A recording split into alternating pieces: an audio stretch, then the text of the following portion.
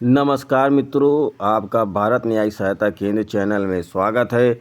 आज का प्रश्न है, विधि का शासन की व्याख्या कीजिए। Explain the rule of law. उत्तर, विधि का शासन रूल ऑफ लॉ। डायसी ने विधि के शासन की संकल्पना इंग्लैंड को ध्यान में रखकर की थी।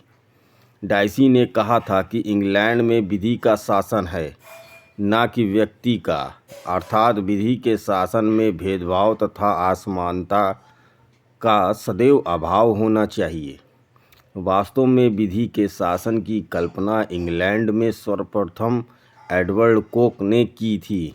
एडवर्ड कोक ने कहा था कि सम्राट को विधि तथा ईश्वर के अधीन होना चाहिए।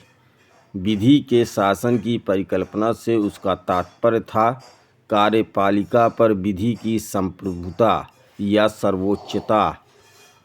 वह यह कहना चाहता है कि प्रशासन का विधि द्वारा प्रदत्त विवेकाधीन अधिकार के अतिरिक्त कोई भी विवेकाधीन अधिकार नहीं होना चाहिए।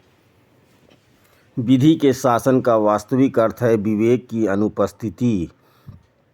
विधि का शासन मनमानेपन या विवेकाधीन शक्तियों का विलोम है।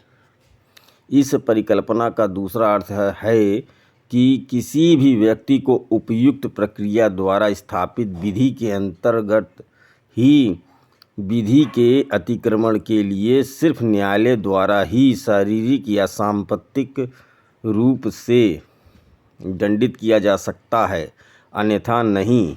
विधि के शासन से डायसी का यह भी तात्पर्य था कि इंग्लैंड में फ्रांस की भांति पृथक न्यायालय नहीं है।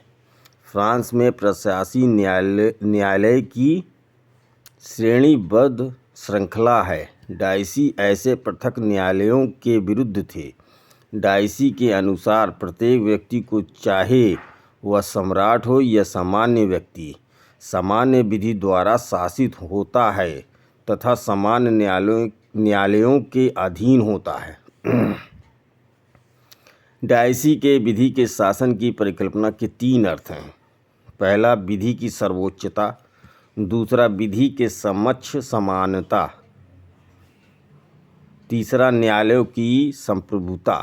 Thanks for watching. Please like, subscribe and share.